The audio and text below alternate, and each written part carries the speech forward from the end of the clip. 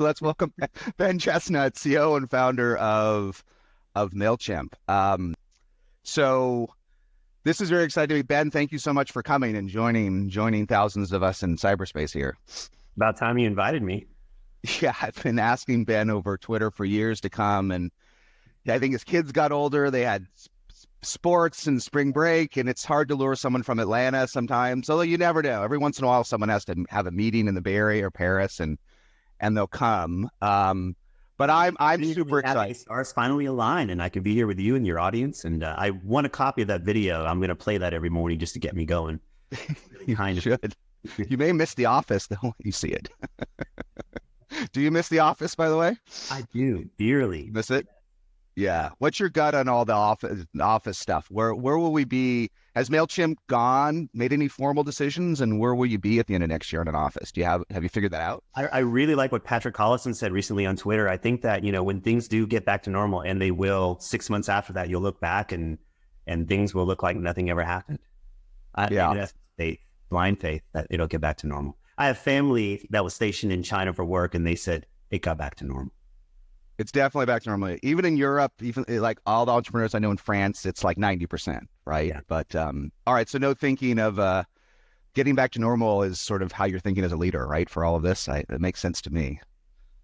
So we will run out of time because this is such a great conversation, but we'll try to take a few questions. So hit QA here at the bottom of the Zoom and ask some, and we'll definitely get to some and work on a few. But I'm super excited. I think I was trying to think last night whether I'm a 3X or 4X Mailchimp customer.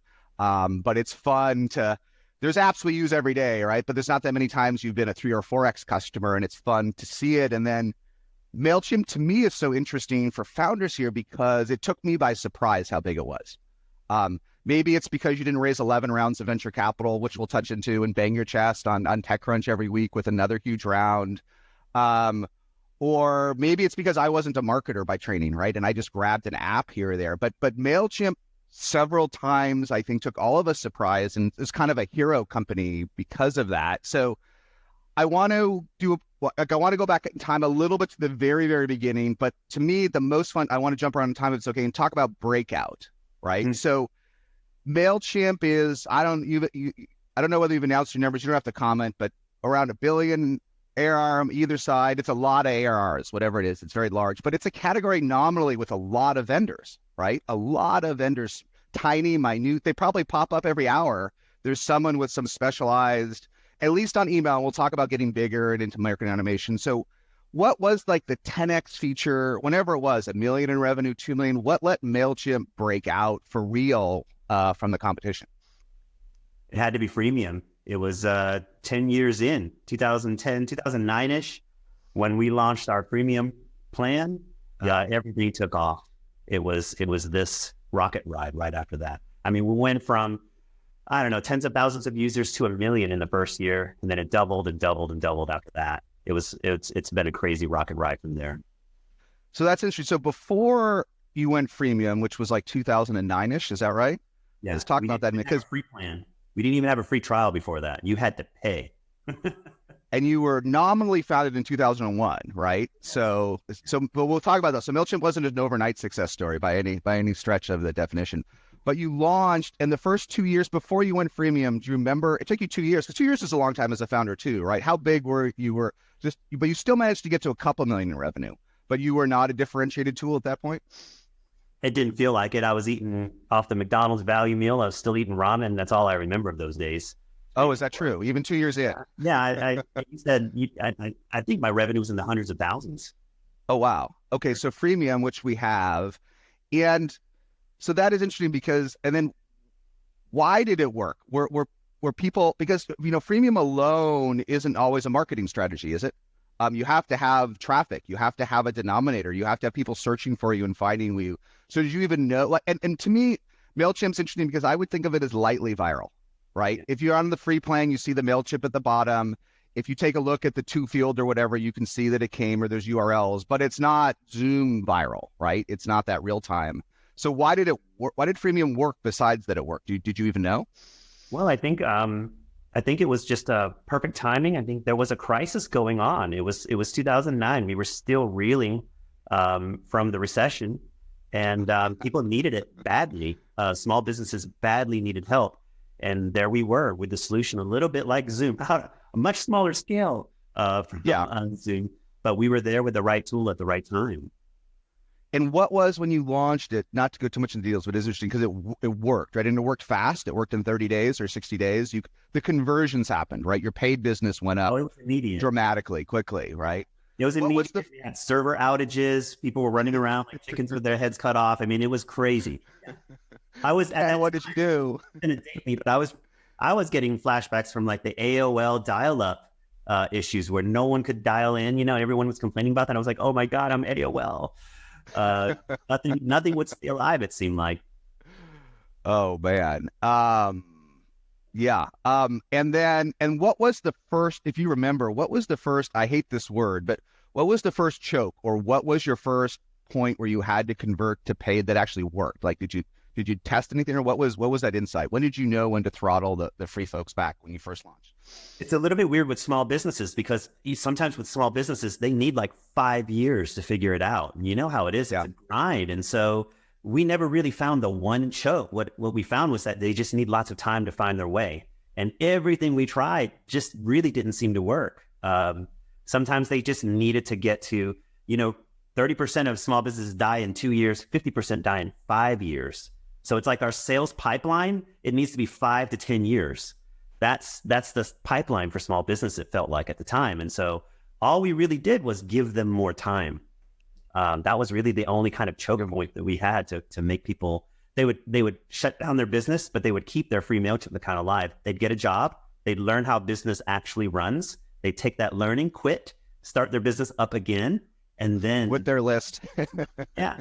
But it was really just once their list grew to about 2,000, that's when they felt like it was less of like a forcing mechanism, but more like a celebratory rite of passage. Like if they could get their audience to 2,000 and they had to start paying, they felt proud of that. We saw tweets of people saying, I'm finally a paid Mailchimp customer. Oh, wow. Yeah. It's interesting. I had an eye-opening moment years ago when I first met with someone at SurveyMonkey when it was tiny. And they said, we don't count churn when we lose a customer because they may come back in their next job or their next thing. We don't actually count that. We don't count that as churn. They waited a mammoth amount of time in the early days, probably not today as a public company. How do you think about that sort of churn? Because you didn't really lose that customer, right? Even though the revenue paused. Do you have a nuanced view of churn at the very low end of the market? At the very low end of the market? Absolutely. Yeah. And a very nuanced view of ARPU as well. We kind of went lower ARPU because we want a larger denominator. We want more and more small users than we do very, very big users. And so when you're the CEO and I would imagine at this point you've got a few dashboards at Mailchimp. How do you think about the goals for those? Because the smaller the customer, usually the higher the churn, right? That's the law, especially the very small businesses, right? The one person shops. It's hard, right? Do you still what do you see in your dashboard in terms of churn, and how do you incent the team or drive the team to do better in those tiny customers in terms of churn? Well, what you do is you say, what are the industries where our small business customers are really tech savvy and they really push the limits of innovation inside of Mailchimp? And we didn't say where the most revenue comes from. We said, where do they push our limits? Because that's what drives us, is innovating. And then we said, well, it's e-commerce customers. So we really look at just a few slices of our audience, and we say, what's going to help them sell more? And those are small customers. They're tiny, but they can make millions of dollars after sending every email campaign. They're making hundreds of thousands or millions of dollars every time they hit send. So we focus a little bit more on those, and any technology that we get out of serving those sort of high-end, high innovation, high impact customers, it trickles down to the small businesses. It's interesting that I guess that's obvious that but even back when in 2009, when you converted, e-commerce was sort of your North Star customer, was folks selling.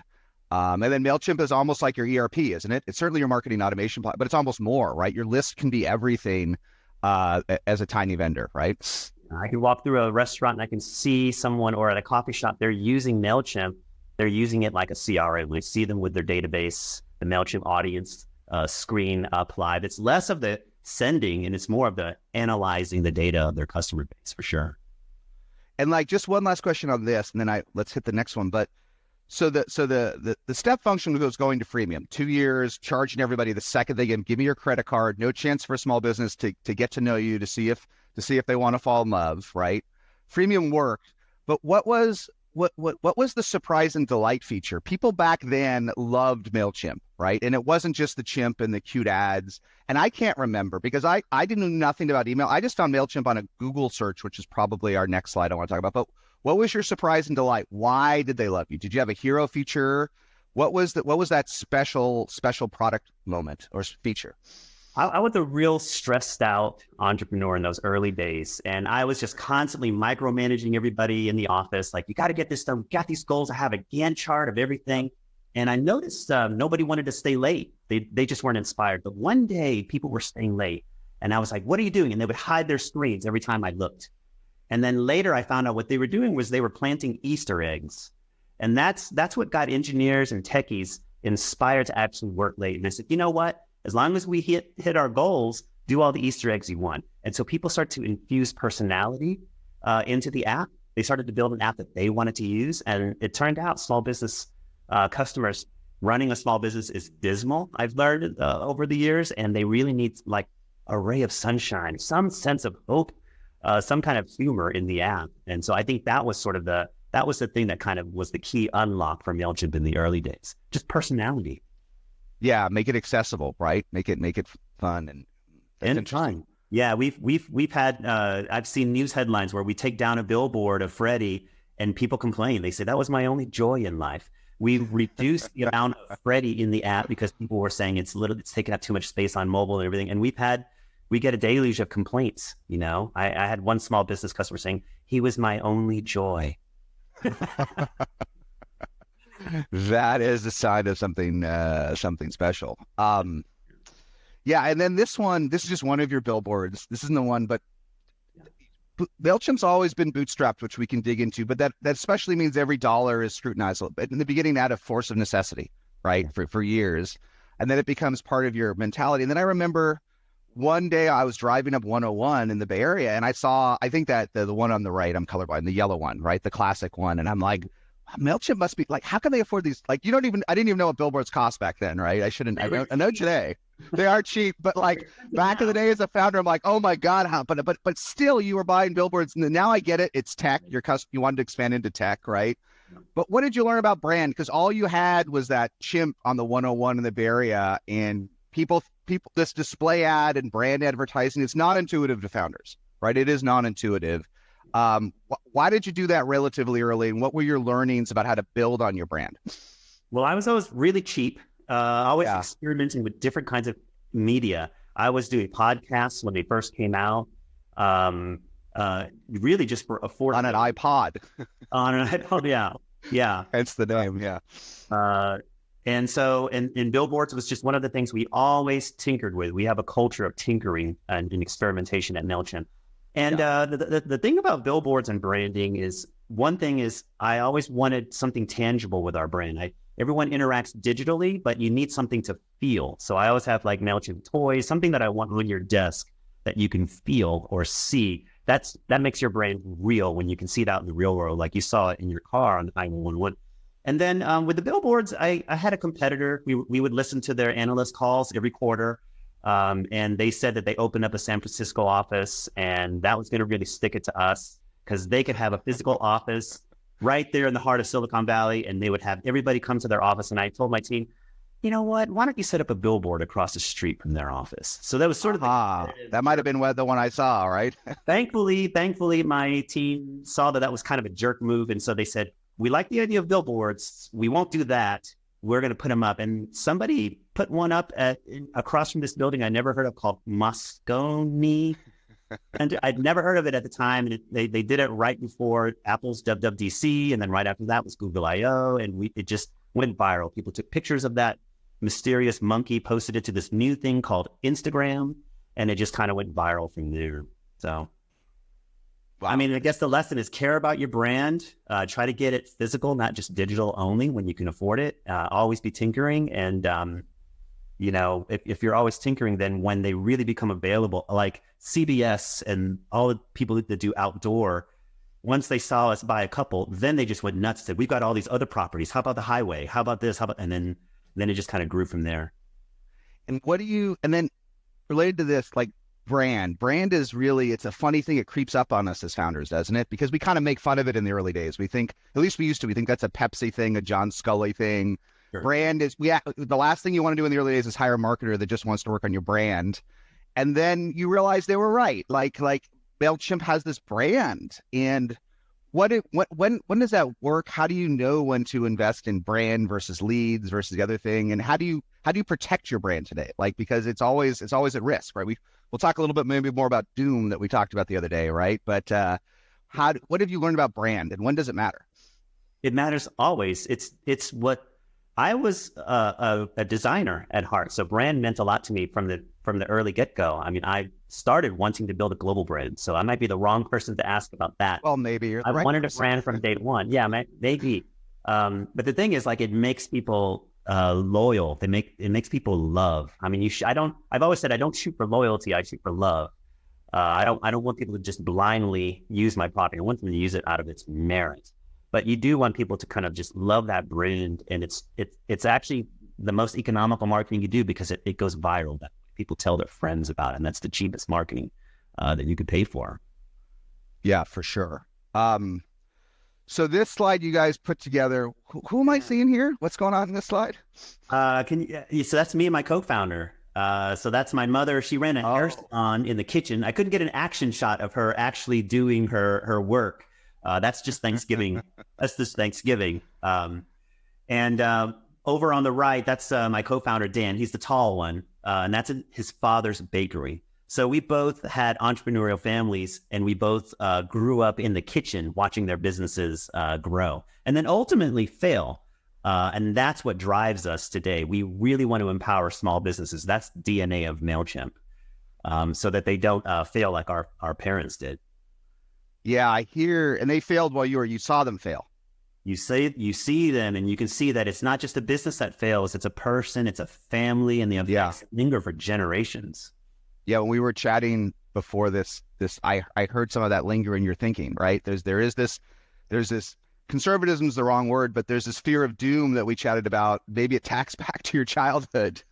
It's interesting that it inspired you to be an entrepreneur, right? Because these feelings linger with us, don't they? They really do. And they also kind of tell you that doom and despair might be the norm. So you just have to kind of keep marching. Everyone's talking about 2020 as a dumpster fire, and it really is. And sometimes I ask people, what if it's always been a dumpster fire? We're just now noticing it. It's entrepreneurialism is about one setback after another, isn't it? Yeah, and you told me that when we were chatting before, which floored me a little bit, that even at Mailchimp scale, you have doom thoughts. You worry that the company could fail, right? I feel like my SaaS learning is that after 10 million or so in revenue, you can go into a terminal decline, right? But it could take a decade, right? I mean, let's look at Oracle and companies like, even if Oracle never releases a new product, we want it to be 2050 before those last Oracle servers are shut down in some data center. But you have doom fear still today. Today, you still have doom fear. Yeah, I told somebody that, I still feel this way. We could die tomorrow. And then somebody told me, no, you really can't. Most likely, the plane will crash like this. The plane will just fly to a slow, kind of embarrassing descent. And I just thought, that's worse than crashing. So, I do have that. That is the attitude that I think is necessary. I mean, isn't there a book about that? Only the paranoid survive, or something along those lines? There is. What that means, like, I think we all take away slightly different meaning from that title, right? That might have been more about competition killing you than doom, right? It is. It's funny that the Intel, when we were growing up, I thought hardware was the hard one and software was the easy one, but it's backwards. These hardware cycle, look at phones, hardware phone, but the cycles are so fast. But Mailchimp will last 30 years at this point if you don't totally screw it up, Ben. Software is harder than hardware, which doesn't even still make sense to me. But hardware is ephemeral, right? But software, if you do it right, look at the decacorns. Right. Yeah. Look at these companies. If you do software right, it'll last 40, 50 years. And if I was running Mailchimp, like I'm jealous. I don't literally mean jealous, but it's up to you, right? It's your job now to build a 50+ year platform, and we're not going to have that AOL experience, right? If we do it right. That's right. It's like S curves. Your first S curve is like the fastest and the tallest, and then it's like lots of subsequent smaller, harder S curves. I look at some of those software companies that have lasted over the years, and it's like constant reinvention is what I see in their numbers, right? Yeah. And there, which phase? I want to do a little bit more in the early stage for what I time, but tell me about the phases of Mailchimp, because today we're sort of we're even more than a marketing automation platform, right? Mailchimp's like a marketing platform. We've got social and images and timing and AI and ML and all of these things. But Mailchimp stayed email only for a long time, didn't it? Are we in the second phase of Mailchimp or the third? And what did you learn? What were those evolutions, and why did they take a while versus a year? Well, I always felt like, I read Crossing the Chasm a long time ago by Jeffrey Moore, and he said that a lot of people want to cross that chasm. It's important to cross it, but they cross it too soon. And I said, oh, okay, I'll just dwell a little bit longer. And I think that that's kind of the advice, if you read between the lines, is like really master what you do. And so I took that seriously, and I mastered email. And then it wasn't until I started talking to customers out in the Midwest, what is it that Mailchimp's brand means to you? And they told me it's marketing. It's not just email. Get out of email. Expand. And that was when I was inspired by that. It wasn't like a genius strategic decision that I made. It was talking to customers, and they said, dear God, expand, sprinkle that Mailchimp magic on other marketing channels. So that's kind of what took us so long. And so I tell my employees we're in Act 2 of the business. Act 1 was great. It took us really far. It's not going to be enough. We've got to evolve from here. Yeah. So you're not in Act 3. I didn't miss one, right? Act 1 was email, nailing it. Probably lasted 15 years though, Act 1, right? Better part of 15 years, right? Depending how you count, depending when you start, right? We'll still be milking Act 1 for a long time until Act 2 makes up, at least 30% of our revenue is my philosophy. Then really Act 2 has taken hold. And because I want to ask about proportionality, right? How big that those product extensions need to be. Do you think of that as just the same customer and maybe more revenue from the time, or do you think of this as accessing different customers, and that has to be big because Mailchimp's already big, right? You can't add something that adds 2% to your revenue because it doesn't move the needle, does it? Yeah, it's maybe not so much a different customer, maybe a little bit like the whole world is skewing more to e-commerce. So in a sense, it is more of a little bit of a different customer, but the product is more sophisticated, and it's going to require different amounts of sales. And so we're looking into that, like how do we broaden a self-serve app that just quickly sells like one point solution called email? That's kind of easy, but when you start to sell multiple channels across the whole platform, that's going to take more assistance and hand-holding.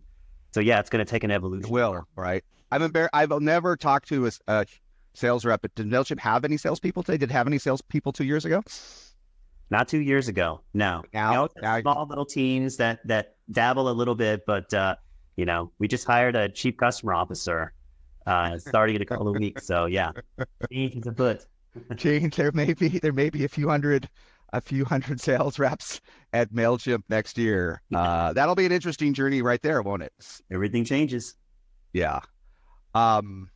So let's not talk about, this is a fun slide. Let's not talk about the .com bubble, because there may be a few folks on the Zoom that may not know what a .com is, but let's talk about two things on this. First of all, Mailchimp was founded. I know we had maybe a different slide here. We might have missed it. It was founded nominally in 2001 after this, but it took you 6 years to get up the nerve to leave your agency, and then another 2 years to get to the product market fit. Like, how did you mentally get through so long? How did you survive that phase as an entrepreneur? Well, the 6-year slog of being an agency isn't that hard. It's just survival. The question was, how do we break through and become something great? How do we really thrive after that? So we got focused on, passive recurring income. The answer is software. How do we switch from services to software? That was sort of the mantra at the time. And it was very hard to let go of $50,000 projects because we thought maybe we would get $50 a month SaaS clients. That's hard to let go. And the mental trick, everybody asks me, a lot of people go through this and they're like, how did you make the leap? And it was really simple for us. I said, every month, at the end of the month, whatever monthly revenue we made from Mailchimp, we cash it out and stick it in our pockets. So we would split it 3 ways, and you would feel like it goes from like a couple hundred to 1,000 to a couple thousand. And you have to start to say, whoa, this whole software thing, It's got legs. Let's try that. And so that was the thing that kind of mentally made us, all right, we got to switch from services to software. That's the future. So it was a little trick. And we spent that money at the racetrack. We drove fast cars around in an oval. Well, it is. I think there's some ways you weren't lucky. One way it sounds like you were lucky is that because a lot of folks want to go from an agency or a services business to software. They see it. They're running a services business. They get really good at the industry and they're like, they need this. They need this specialized email, this specialized mapping tool.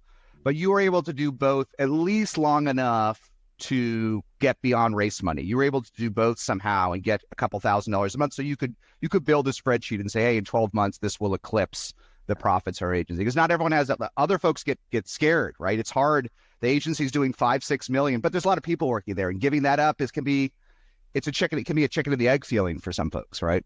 That's true. I mean, we were 3 people, so it's not like we left behind 10 people, to your point. And it's also not like we cut off all of that business either. All of those service clients that we had that we were charging $50,000 a month for intranets and websites, we went to them and we sold Mailchimp to them. I mean, we still kept. And that actually worked. They still wanted. They would buy another product. They would cuss me out. Most of them hated me and cussed me out for ditching them on the website. I see. but still, I mean, I relented. I persisted on selling them, and I got my first few customers that way. Now, related to that, I tried. There's not enough. I tried to look at like all the public bootstrapped cloud companies. There's not that many, right? But I tried to talk to other founders and try to figure out what's the downside to bootstrapping, right? It's not really. It's really, and I think that I tried. There's not enough companies. I think it's time, and I think the average. If you look at Atlassian as an example and Qualtrics, because those are they did bootstrap until the end. Both of them took 3 to 4 years longer than similar companies. Now, the internet was at a different time. It was slower, right, until the cloud took off. But when folks are trying to make that trade-off, and we'd all like to bootstrap. Who wants to sell 90% of their company? I mean, no one except at least not once you've been through life, right? But if you have to decide, do you agree that sounds roughly right? That it's time in the early days is the trade-off if you had to advise other founders? Yeah, it's basically time. Yeah, because it feels like you had time at Mailchimp in the early days. You had time, right? Yes. You started here when the world was slow and the world had blown up, and it's terrible. But you get time when the world stops, right? Yeah. Time to evolve, time to get through crises, time to build your brand, time to really find the thing that's going to be really 10x. Not time to kind of sit on your front porch and sit mint juleps, but time to like build your business strong, build the roots strong. Yeah. Yeah. So just because you are a hero for many bootstrappers, right? If a founder came to you today, pretty competitive market, a little bit worried, right? And they just graduated from demo days and could raise 5 or 6 million with little work. And they had 8 competitors, right? And time's clicking. Would you tell them to still, what would your gut, what's those facts? What would your gut as, one of the most successful bootstrappers of all time, what would you tell that founder? It's their choice, not mine. It worked for me to bootstrap. I tell them about the situation. I couldn't get funding even if I wanted to after the .com bust. I was in Atlanta, so don't use me as a hero. I'm no hero. And I tell them to keep in touch. I have no advice for their deck, for their pitch deck. I tell them I'm probably the worst person to ask about your business. You never had to do one. Never done one. And so I tell them, Roadshow will be the first one. But I tell them, when you have your first growth hurdles, when you have trouble, come to me. I will, come sit on my couch. I will share growth stories with you, all the pain and suffering and doom and despair that I've been through. I'll help you out there. All right, let me make sure we hit, because we'll run out of time, I hit at least 2 things I want to chat about. The one just ties to the early days, which is crises, right, and doom. And we just hit the .com boom. Then you talked about Mailchimp took advantage of the 2009 downturn, right, which more people remember, to do freemium right, to come out of it. And I've seen actually a lot of e-commerce companies I found did that right after March, right? They launched GDPR plan. I mean, not GDPR, we want to talk about that, but COVID plans that actually worked, right, to help their small customers. But you reminded me with GDPR and a bunch of other things, you've had like 4 or 5 almost existential crises at Mailchimp, including the shutdown of email in the early days, right? And that it doesn't end, and that I hadn't thought about GDPR was almost an existential threat. That's the whole business, a part of it, right? So share some of those learnings, and let's talk about GDPR, because it never ends, right? GDPR was another potential threat to the whole marketing business and email, right? So it never ends. And what have you learned there? That's what I Doom is always waiting around the corner. As soon as I walk around out this door, it's waiting for me. GDPR was, it changed everything for us. We had to redo our infrastructure to comply with it. I could have taken it very negatively as the capitalist that I am, like, darn them. But I said, let's think about our customers. Our customers badly need to comply. It's confusing to them. They just want to know, help me comply, Mailchimp. And so that's the attitude we took, and we spooled up a team and they got it done. Is it a happy ending? No. GDPR really hurts marketing companies financially. Yeah. It hurts. But the silver lining is that, it built a lot of trust in our brand with a lot of customers out there. We helped them comply with the regulation, and so they trust us. And we did something that really is, you would think is a conflict of interest for us. It hurts us to comply, but we did it anyway to help small businesses. That's how much we care about them. And then also it gave us the code base. So now, if California launches theirs and all the other states and everywhere else and municipalities launch their own privacy regulations, we kind of have the code base to help us scale that out. You become a compliance tool. SaaStr. I'm sorry. Right. You become a compliance tool. You help, right? You solve this problem, right? Yeah. Do the customers know? Is that a little bit of a moat for Mailchimp now, or is being better at regulatory stuff a moat, or are the customers not really aware? Does it not rise to moat level? I think that this sort of stuff is not quite moat level. I'd like to believe that it's moat level. I don't know. You know how it is. A lot of startups don't care about that. Don't care about following those rules. If everyone had to force, they don't. If everyone was forced to follow the rules, then it would be a great moat. Yeah. Are there any moats at Mailchimp? Moat's an interesting question in a lot of SaaS products, isn't it? Besides brand, are there other moats you have? I don't want to lose my list, right? But even the list is exportable from Mailchimp, right? Is there any set or moat? Yeah. I don't want one. We probably have one. If I had my chief strategy officer here, he'd probably be quick to remind me we have plenty of moats. Think about our enterprise value, Ben. But I'm telling you, my attitude is I don't really want a moat. I just want to keep running faster. My speed is my only moat. Just stay ahead of the curve. Listen as hard as I can to customers and keep adapting crisis after crisis. Just adapt. Yeah.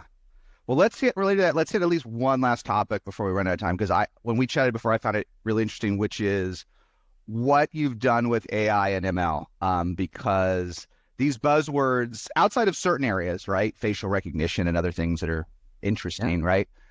But it's Mailchimp's interesting because you take a product that back in the day was relatively static. I'll write my campaign, I upload my images, then maybe I see a time warp, a few other cool features, I hit send.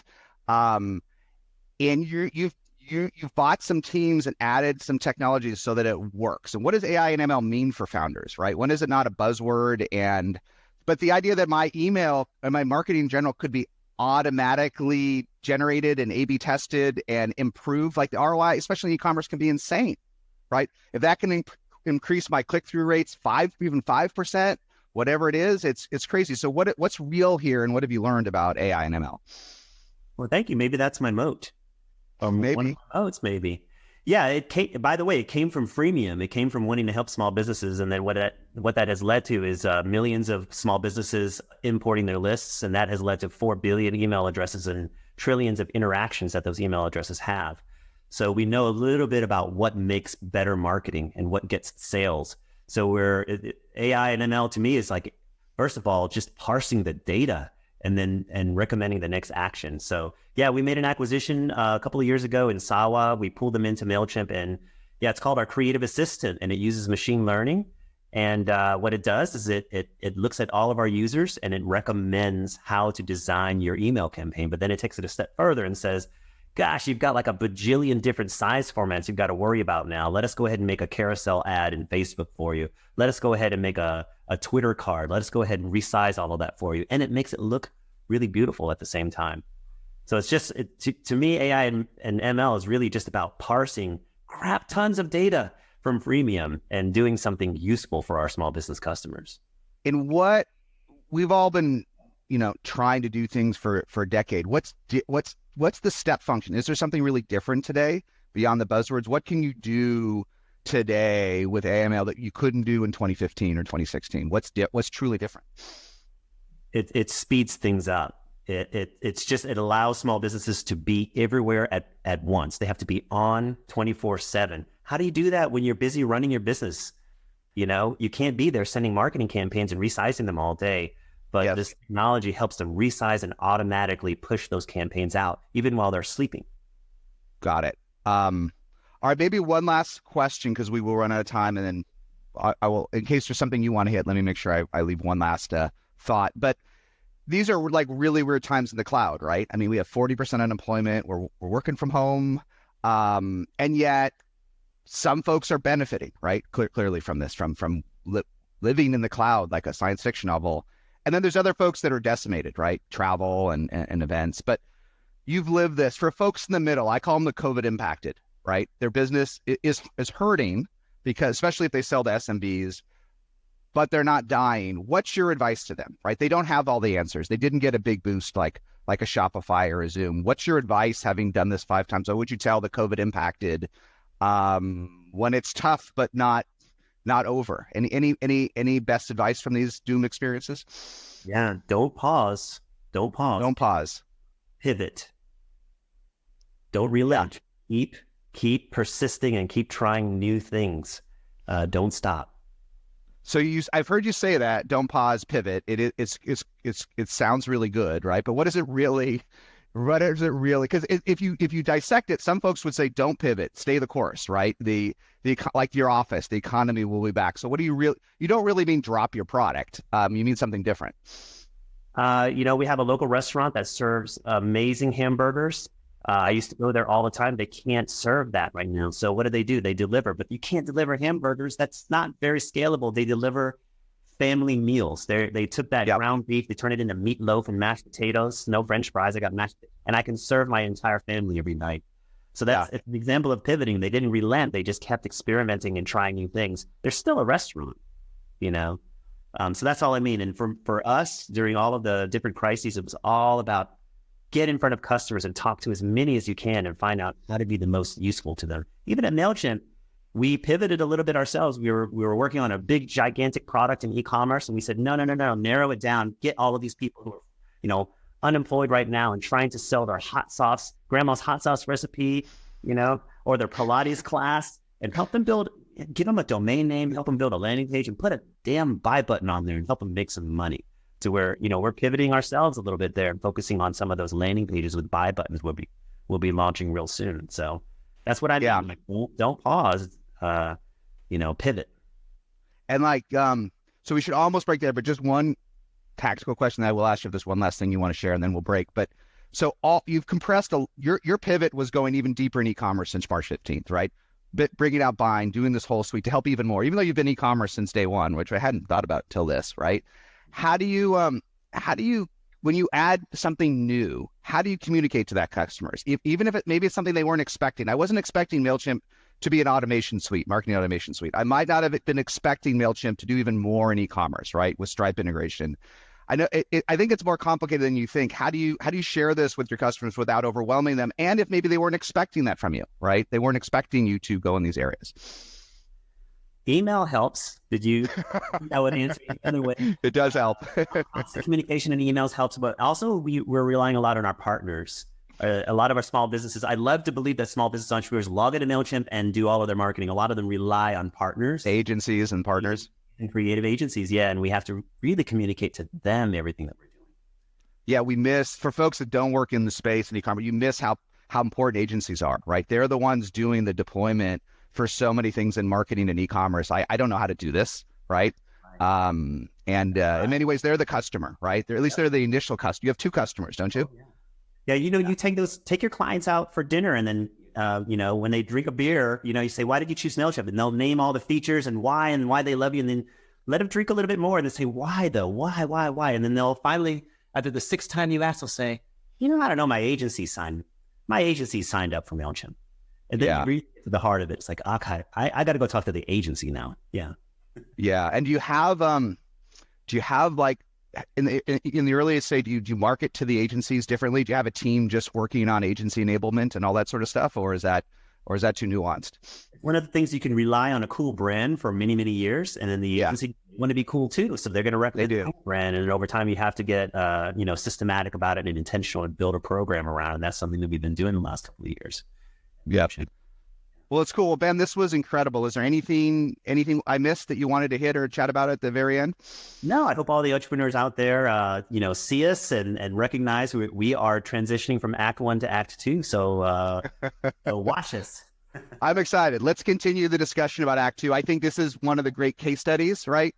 Mailchimp, the learning the freemium, doing it bootstrapped, and then taking, depending on how we count, 12 years to go to Act 2, right? Whether we start in 2007, 2009, 2001, it's a slow roll to Act 2, right? It's a slow roll to get to 10 billion in revenue. Characterize it as slow. You can characterize me like making lots of money. Deliberate. Yeah, lots of money. Yeah. So I want to track the next 10 years for fun as a fan and as a case study, right? It's going to be a fun case study to see how Mailchimp evolves on these two vectors today. So we will keep pestering you, Ben, to share your learnings over the next 10 years on phase 2. So thank you again for the time. This has been tremendous, and thanks to everyone for tuning in. Yeah, a lot of fun. Thanks.